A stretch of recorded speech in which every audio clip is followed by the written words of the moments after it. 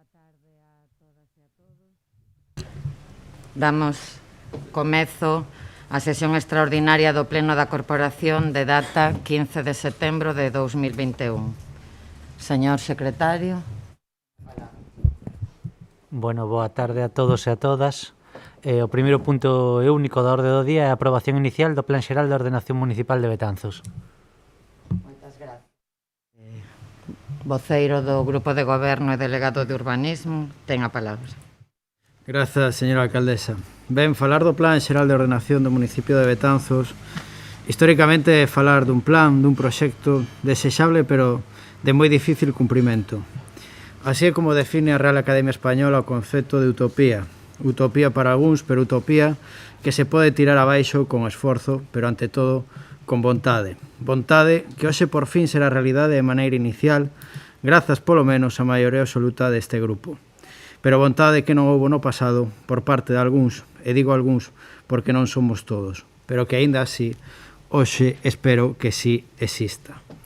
Facendo un pouco de repaso histórico, alá polo ano 2000, ao comezo deste século iniciábase este proceso de elaboración desta ferramenta tan vital para as veciñas e veciños de Betanzos. Proceso que perfectamente podería estar finalizado definitivamente desde hai moitos anos, pero que a responsabilidade e a pouca vontade de algúns fixeron que este plan nunca fora unha realidade. Oportunidades sonoras e coñecidas por todas e todos son o famoso caixonazo baixo chave do Partido Popular no ano 2009, ou o bloqueo á aprobación inicial do ano 2016, xusto un día antes da entrada en vigor da Lei do Solo de febreiro do ano 2016, data nas que tanto o Partido Popular como o Bloque Nacionalista Galego votaron en contra e obrigaron a este Concello a licitar de novo a contratación deste plan. En definitiva, unha cantidade de anos perdidos, máis de 600.000 euros dos veciños e veciñas de Betanzos tirados ao lixo e, por conseguinte, unha cantidade infinita de oportunidades perdidas para o crecemento ordenado da nosa cidade. Crecemento ordenado que é necesario a través da aprobación dun plan xeral, un documento que, como dicía, é de vital importancia, porque é importante para Betanzos, é importante para as súas xeracións futuras e é importante para seguir sendo cabeceira comarcal. Betanzos non debe nin pode quedar de brazos cruzados. Debe de completar a súa zona urbana, a que coñecemos como malla urbana, completala para dotala de novos espazos e, por tanto, de novas oportunidades. Novas oportunidades en cada unha das zonas da nosa cidade, como na zona do Pasatempo, Carregal, Avenida da Coruña e a Estación. Esta zona que en conxunto denominamos como Plano Baixo é a que maior transformación experimentará polas determinacións do Plan Xeral. A ocupación do ámbito do Pasatempo, urbanizado pero sen construir, a formalización dun parque paseo de bordo fluvial no Carregal, a conversión en travesía urbana da Avenida da Coruña, a demolición das naves industriais apenas sen uso, permitirá convertir o barrio na zona de crecemento urbano da cidade de Betanzos, adaptando as novas edificacións ao risco de asolagamento e á presencia da cidade histórica como telón de fondo, mellorando as súas condicións paisaxísticas e de relación con o conxunto histórico e co río, así como as condicións de habitabilidade dunha zona que xa é o centro dotacional da cidade e da comarca de Betanzos. Pola súa parte, o contorno da estación remítese á formación dun plan especial, que ordene a súa remodelación e a conversión en nodo de intercambio modal, ademais de permitir a mellora da conexión coa área portuaria tanto rodada como peonil. Na zona da avenida Jesús García Naveira e o Frade, que enlaza con Doutor José Fariña, vese unha trama inacabada. Este ámbito intersticial, a trama urbana, e contigua a canle do río Mende, está chamado a coller unha nova estrutura urbana que facilite a relación entre pezas, así como o acabado da súa cara ao río. Con estes obxectivos, o Plan Xeral ben saben que delimita un ámbito de solo urbano non consolidado, remitido á formación dun PERI, establecendo ademais a formación dun parque que prolonga os percorridos no contorno do río e integrando a ordenación deste corredor ambiental de primeiro nivel coa preservación das súas condicións naturais e de vexetación. En este punto, unha vez aprobado inicial este documento, teremos que analizalo de maneira moi detido con dúas entidades que teñen moito que decir neste ámbito, como son Augas de Galicia, pola inundabilidade existente na zona, e, como non, a Dirección Xeral de Patrimonio pola existencia do ben interés cultural de O Pasatempo. Na zona de Saavedra, Meneses e Refoxo, onde as edificacións a día de hoy xeran traseiras de volume descontextualizado e visible desde outros barrios da cidade, propónse a ampliación do paseo da Ponte Vella ao Torrego de Caraña, integrando a actual área de xogo e deportiva con espazos axardinados e contando coa presenza vitícola da zona, que tamén deben de acoller especies arbóreas que, polo seu porte, permitan crear un telón que retrase o das traseiras a modo de tamiz. Na zona da Ponte Vella e os Remedios, zona con vistas moi emblemáticas desde a Ponte Vella. Para esta zona, o Plan Xeral establece a formación dun plan especial de protección que defina unha ordenación pormenorizada axeitada á súa estrutura urbana e ao seu valor ambiental. No barrio da Veiga, as propostas do Plan Xeral van no senso de axustar o perímetro do solo urbano consolidado e asignar ordenanzas que non permiten a xeración de grandes pantallas edificadas cara ao Mandeo, como a que hoxe temos coa estrutura do famoso Mandeo 50. Na zona da avenida Jesús García Naveira e Rollo, como ben saben, é unha zona de urbanización difícil e de pendentes moi acusadas e encaixonado no espazo. Nesta zona, o Plan Xeral delimita un ámbito de solo urbano non consolidado para a formación dun novo PERI, formalizando un parque en ladeira que colabora no encadre paisaxístico da actuación e a formalización de fachadas que tamicen a presencia das medianeras, conformando así unha das grandes zonas verdes, un dos grandes pulmóns que se propoñen dentro da malla urbana de Betanzos. Na zona de Rosalía de Castro, e no seu ensanche, o Plan Xeral establece o mantemento das tipoloxías existentes, o completamento dos solares valeiros e a formación dunha actuación esponxada en solo urbanizable, coa reserva dunha zona verde en transición cos solos rústicos da ladeira cara á cea. Na zona da Cañota, o que veñen sendo a zona onde se atopan as hortas, hai que ter en conta a súa proximidade ao río e encaixe na zona histórica. As propostas do plan para este barrio parten da necesidade de protexer e publificar as hortas urbanas vinculadas ao casco histórico, integrándoas nun parque máis ao lado do Paseo da Tolerancia, completando así os parques de bordo fluvial ata a Fonte dos Anxos. No único treito de solo urbano baleiro con fronte a rutorio existente na contorna e a remodelación da parte da Feira Nova, o que ven sendo a Méndoa onde se atopa a Escola Taller, para acoller unha parcela para vivendas de protección oficial. A sutura das tramas antigas coa execución de pequenas prazas ou ensanchamentos viarios en parcelas inedificables conseguirá unha mellora importante tanto desde o punto de vista medioambiental como paisaxístico.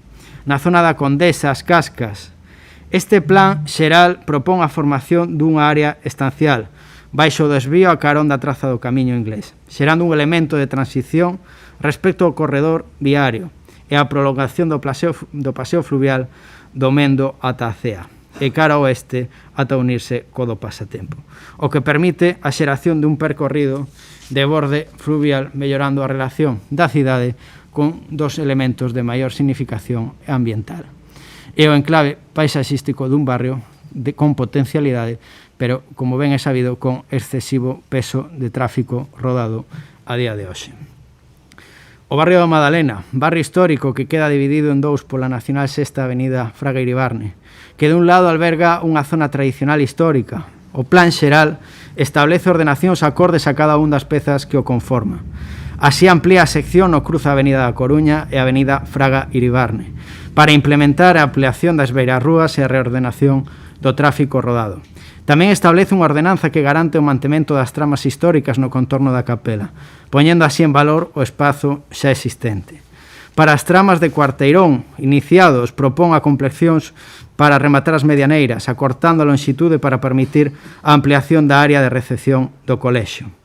E no encastre coa ladeira da Madalena delimita un ámbito de solo urbano non consolidado que ordena o remate do Cuarteirón iniciado e inicia a formación dun parque que se prolonga pola ladeira integrando as ruínas da fábrica e a súa chimenea. A zona do Porto, zona con edificacións industriais no contorno, pero cunha volumetría acoutada, en un contorno con deficiente acceso de nivel de urbanización. A proposta pasa polo mantemento da área de actividade vinculada ao porto, mellorándose o nivel de urbanización e de relación co frágil territorio de contorno, así como as relacións peonís rodadas co resto da cidade. Igualmente, mantense a escala das edificacións co obxecto de non xerar novos impactos, procurando o remate da súa trama co gaio de evitar a imaxe de degradación que presenta nos seus bordes, sobre todo na traseira das edificacións e pola súa visión cara ao casco histórico. E, por último, na zona urbana, e que, por suposto, non nos podemos esquecer o noso casco histórico, que virá rexido polos plantexamentos pormenorizados do Plan Especial de Protección de Ordenación do Casco Histórico, que a día de hoxe se atopa en tramitación medioambiental e do que esperamos ter novas moi pronto. Tamén debemos de revitalizar o noso polígono industrial de Piadela, que ven tendo problemas de desenvolvemento desde a súa orixe, pero que coa proposta que se expón neste documento, unido aos convenios xa aprobados cos propietarios do polígono, así, coa situación estratégica de Betanzos como cidade intermedia na rexión urbana ártabra, fan que a aprobación deste documento sirva como oportunidade para xerar postos de traballo, asentar nova poboación e, por conseguinte, o incremento de economías na nosa cidade. Na zona rural é necesario que coa aplicación da Lei do Solo da Xunta de Galicia que desde este concello potenciemos os núcleos tradicionais, así como as novas zonas de expansión para facilitar a autoconstrucción. Porque, miren, falar de Betanzos non só é falar da zona urbana, falar de Betanzos é falar de núcleos rurais como San Martiño, Touriñao, Angustia, Cepiño, Vila de Susa, Piadela, Guiliade, Requián, Montello, Sanrozo, Biuxe, Agraña, Infesta, Talai, Castro, Camiño Real de Obra, As Minas e outros máis que tamén son núcleos de vital importancia para o crecemento de Betanzos. Miren, son moitos os veciños e veciñas de Betanzos que esperan a aprobación inicial deste documento. Como dicía ao principio desta intervención, son máis de 21 anos de espera para a aprobación inicial. Son máis de 21 anos de oportunidades perdidas e, por iso, pídolles aos grupos altura de miras que sexan responsables e apoien a aprobación inicial deste documento. Como ben saben, este novo plan que hoxe se trae a aprobación inicial foi contratado no ano 2018. Instante desde que este goberno, presidido por María Barral, como o anterior encabezado por Ramón García, púxose a dispor de todos os grupos que conforman esta corporación, como co anterior, para que a través da Comisión de Seguimento do Plan Xeral, vostedes e os grupos que tamén conformaban a anterior corporación puderan facer achegas e suxerencias ao documento técnico que hoxe se aprobará nesta sala. Por tanto, estamos ante un documento que é perfectamente coñecido, en o que participaron todos os grupos desta corporación. Falamos dun documento técnico que ten a súa base no documento de inicio borrador de plan que iniciou a súa tramitación ambiental e conta cun documento de alcance con data 18 de decembro de 2019. Foi desenvolvido durante o ano 2020, ano no que convivimos cun confinamento por mor dunha pandemia por todos coñecida, e sometido aos informes sectoriais previos a aprobación inicial de conformidade, como é obvio, coas distintas legislacións sectoriais durante todo o ano 2021. Remata a súa redacción en xullo de 2021, momento no que se dá traslado a todos os grupos da corporación de copia do mesmo para que proceden ao seu análise e coñecemento, máis de mes e medio antes da aprobación inicial. Por tanto, un claro exercicio de transparencia. E, finalmente, o pasado xoves 9 de setembro, celebramos unha comisión na que se convidou a toda a corporación a plantexar calquera dúbidas con respecto a este documento. Por iso, presentamos agora para a súa aprobación inicial pola corporación o Plan Xeral. Como dicía antes, como un exercicio de responsabilidade, e coa fin de iniciar un trámite de información pública para que a cidadanía o coñeza, para que a veciñanza participe na súa confección mediante a presentación de alegacións e perciba con total transparencia os trámites de elaboración dun plan xeral, no que, como dicía con anterioridade, xa participaron dúas corporacións municipais. Neste momento, trátase de aprobalo inicialmente para comezar a súa tramitación e así, entre todos e con máximo grado de transparencia, formar o documento de ordenación do territorio de Betanzos para os próximos lustros. Por tanto, e xa para rematar, esta aprobación ten e debe de ser clave, porque con ela acadaremos unha recuperación económica e social no marco dun instrumento urbanístico actualizado que nos permita aproveitar un novo impulso para o noso desenvolvemento urbanístico, para potenciar e protexer os nosos recursos naturais, para o desenvolvemento da actividade económica ou emprego, en definitiva, para a mellora das condicións de vida dos veciños e veciñas de Betanzos. Por todo o anterior dito, en vista de todos os informes realizados e de conformidade co establecido no artigo 175 do Regulamento de Organización, Funcionamento e Réxime Xurídico das Entidades Locais, aprobado polo Real Decreto 2568/1986 do 28 de novembro, elevamos a pleno a seguinte proposta de resolución. Primeiro, aprobar inicialmente o Plan Xeral de Ordenación Municipal nos termos que obran no expediente facilitado a todos os grupos. Segundo, abrir un período de información pública durante 2 meses mediante anuncio no tabuleiro de dictos do Concello, no Diario Oficial de Galicia e anunciarase ademais nun dos xornais de maior difusión na provincia. Terceiro, suspender a tramitación e outorgamento de licenzas nas áreas afectadas pola aprobación do Plan Xeral de Ordenación Municipal que supoña unha transformación do réxime urbanístico vixente. Cuarto, remitir o expediente á persoa titular da Consellería competente en materia de urbanismo para que emita informe tras realizar as consultas pertinentes. E quinto e último, solicitar ás administracións públicas competentes os informes previstos pola legislación sectorial do Estado e da Comunidade Autónoma de Galicia. Nada máis nesta primeira intervención. Moitas grazas. Voceira do Bloque Nacionalista Galego ten a palabra. Ben, moi boa tarde a todos e a todas. Estamos hoxe aquí para tramitar a aprobación inicial do Plan Xeral de Ordenación Municipal, un deses textos capitais na administración local. Como todas sabemos, a vivenda é un ben básico para o benestar das persoas e como ben básico que é, o acceso á vivenda debe estar garantido para todas e todos. Para comezar, gustaríanos facer unha reflexión que, nun principio, pode resultar abstracta, mas que é necesaria para entender o que estamos a debater hoxe aquí, que non é un documento técnico. A aprobación deste Plan Xeral non é un trámite indispensável para que Betanzos medre. Para o BNG, o urbanismo ten o deber de garantir o noso benestar, o benestar das persoas que habitamos Betanzos. E o Plan Xeral ten que establecer as normas, ordenar o territorio e a contorna para garantir ese benestar. A pregunta que nos temos que facer é: este Plan Xeral está pensado para garantir o acceso á vivenda e o benestar da veciñanza? Está deseñado para evitar a especulación urbanística e para primar a rehabilitación? En resumo, con este plan en concreto, no ano 2040 teremos un Betanzos mellor para todas as veciñas do noso concello? Nos humildemente pensamos que non. E pensamos que non, sobre todo, porque o obxectivo deste plan que nos traen a aprobación inicial parece que non é dar resposta aos problemas da veciñanza relacionadas co urbanismo, coa maneira en que as persoas nos relacionamos co territorio. Non é garantir o dereito á vivenda, nin dar resposta aos problemas de mobilidade que son moitos no noso concello, de accesibilidade, nin proporcionar uns servizos axeitados. E dicimos que non parece que lles queira dar resposta, porque para iso terían que coñecer as necesidades desa veciñanza. É complicado, tendo en conta que nunca lle deron participación na elaboración dese plan.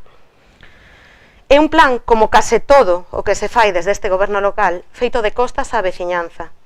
Polo menos a esa maioría da veciñanza que o goberno non lle pediu a chega de ningún tipo, nin os consultou, nin sequera os informou das liñas xerais que recolle o Plan Xeral.